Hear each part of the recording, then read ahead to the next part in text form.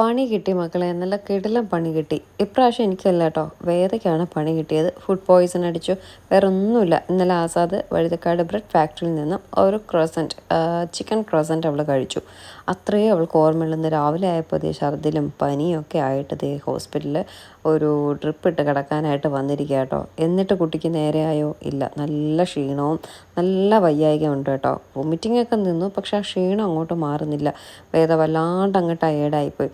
ഇനിയിപ്പോൾ കുറേ എണ്ണം കമൻറ്റ് ചെയ്യും, വേണം അത്യാവശ്യം തന്നെ, തള്ളയ്ക്കും മൂക്കും വല്ലാത്ത തീറ്റിയാണ്, ഇങ്ങനെ തിന്നാൽ ഇങ്ങനെയൊക്കെ സംഭവിക്കുമെന്ന് പറഞ്ഞ് കുറേ എണ്ണം കമൻറ്റ് ചെയ്യും. എനിക്കൊരു ചുക്കുമില്ല, എങ്കിലും ഞാൻ പറഞ്ഞതേ ഉള്ളൂ. അപ്പോൾ കേൾക്കും ചുക്കും ഇല്ലെങ്കിൽ പിന്നെ എന്തിനാ പറഞ്ഞതെന്ന്. ചുമ്മാ അവിടെ ഇരിക്കട്ടെ, ഇതങ്ങ് പറയണമെന്ന് തോന്നി അങ്ങ് പറഞ്ഞു, അത്ര തന്നെ.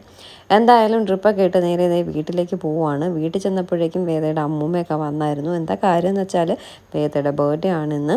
പക്ഷേ സെലിബ്രേറ്റ് ചെയ്യാനൊന്നും പറ്റില്ല. വേദയ്ക്ക് ഒട്ടും വയ്യ. ഡോക്ടർ നോൺ വെജ് ഒക്കെ കംപ്ലീറ്റ്ലി ഒഴിവാക്കിക്കോളാൻ പറഞ്ഞു കുറച്ച് ദിവസത്തേക്ക്. അതുപോലെ തന്നെ കേക്ക് പോലുള്ള സാധനങ്ങൾ ഒഴിവാക്കിക്കോളാൻ പറഞ്ഞു. വേദയ്ക്കല്ലേ ഇതെല്ലാം ഇഷ്ടം. അവൾക്ക് കഴിക്കാൻ പറ്റിയില്ലെങ്കിൽ പിന്നെ നമുക്ക് അന്ന് സെലിബ്രേഷൻ, അതുകൊണ്ട് സെലിബ്രേഷനും ഇല്ല, ഒന്നുമില്ല കേട്ടോ. ഇത് വസ്ത്രയിലൊരു വീഡിയോ എടുത്ത ശേഷം ഞാൻ മടക്കി പറക്കിയൊക്കെ വയ്ക്കുന്നതാണ്. അപ്പോൾ അവൻ്റെ കൊച്ചിന് ഒട്ടും വയ്യ, ചെറിയൊരു പനിയും എല്ലാം ഉണ്ട്. അപ്പോൾ വഴുതക്കാട് ആസാദിലെ ബ്രെഡ് ഫാക്ടറി എൻ്റെ വേദയ്ക്ക് നല്ല രീതിയിൽ പണി കൊടുത്തിട്ടുണ്ട്. അപ്പോൾ അവിടെ പോയി വാങ്ങി കഴിക്കുന്നവരൊക്കെ ഒന്ന് സൂക്ഷിക്കുക. എവിടെ ചെന്ന് കഴിച്ചാലും പണി കിട്ടും കേട്ടോ. എത്ര നല്ല ഹോട്ടലിൽ കയറി എത്ര രൂപ കൊടുത്ത് വാങ്ങി കഴിച്ചാലും ചില സമയങ്ങളിൽ നമുക്ക് പണി കിട്ടാറുണ്ടെന്നുള്ളത് ഇതിൽ നിന്ന് വ്യക്തമാണ്. ആസാദിൽ നിന്നൊന്നും ഇന്നേ വരെ കഴിച്ചിട്ട് അങ്ങനെ ഒരു പണി കിട്ടിയിട്ടില്ല. പക്ഷേ ഇത് അടിപൊളി പണിയാണ് കേട്ടോ. എൻ്റെ കൊച്ചിങ്ങനെ വീണ് കിടക്കുന്നത് ഞാൻ കണ്ടിട്ടില്ല. എന്നിട്ട് രാത്രിയായി. വീട്ടിലൊന്നും വേവിച്ചും പറക്കിയൊന്നുമില്ല. അതുകൊണ്ട് തന്നെ പുറത്ത് നിന്ന് ദോശയും ഓംലെറ്റും ഒക്കെ വാങ്ങാമെന്ന് കരുതി. വേദയാണെങ്കിൽ ഒന്നും കഴിക്കുന്നില്ല കേട്ടോ. വേദയ്ക്ക് കഞ്ഞി, ആരോ റൂട്ടിൻ്റെ ബിസ്ക്കറ്റ്, പിന്നെ സ്റ്റീം ചെയ്ത ഫുഡൊക്കെ കൊടുക്കാൻ പറഞ്ഞു. പക്ഷേ കഞ്ഞി ഉച്ചയ്ക്ക് കൊടുത്തു, വേദ കഴിച്ചില്ല. ആരോ റൂട്ടിൻ്റെ ബിസ്ക്കറ്റ് വാങ്ങി കൊടുത്തു, അവൾ കഴിച്ചില്ല. അവൾക്കൊന്നും വേണ്ട കേട്ടോ.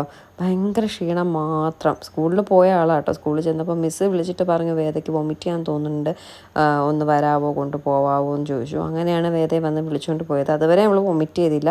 വീട്ടിൽ വന്ന പാടെ ഒരു മണിക്കൂറോളം ഉറങ്ങിയ ശേഷം കൊണ്ട് എണീറ്റ് ഛർദിലും തുടങ്ങി കേട്ടോ. പിന്നെ ഹോസ്പിറ്റലിൽ പോയ ട്രിപ്പൊക്കെ ഇട്ട ശേഷം വേറെ ഛർദിലോ കാര്യങ്ങളോ ഒന്നും ഉണ്ടായിരുന്നില്ല. എങ്കിലും ആ ക്ഷീണം അങ്ങോട്ട് മാറുന്നില്ല. അവളുടെ ക്ഷീണം കാണുമ്പോൾ നമുക്കാട്ടോ വിഷമം. ഇത്തിരി ഒന്നാവെങ്കിലും അവൾക്ക് ഭയങ്കര സ്മാർട്ടായിട്ട് അവൾ നടക്കുക. വയ്യായിക അവൾ മുഖത്ത് കാണിക്കത്തേ ഇല്ല. പക്ഷെ അത്രയും വയ്യാത്തത് കൊണ്ട് കേട്ടോ എൻ്റെ കൊച്ച് വല്ലാതെ വാടിക്കൊഴങ്ങി മയങ്ങി കിടക്കുകയാണ് കേട്ടോ. അവളുടെ സ്പെഷ്യൽ ഡേ ആയ ഇന്ന് തന്നെ അവൾക്ക് വയ്യാതെ വന്നപ്പോൾ എന്തോ ഒരു മനസ്സിന് വിഷമം കേട്ടോ.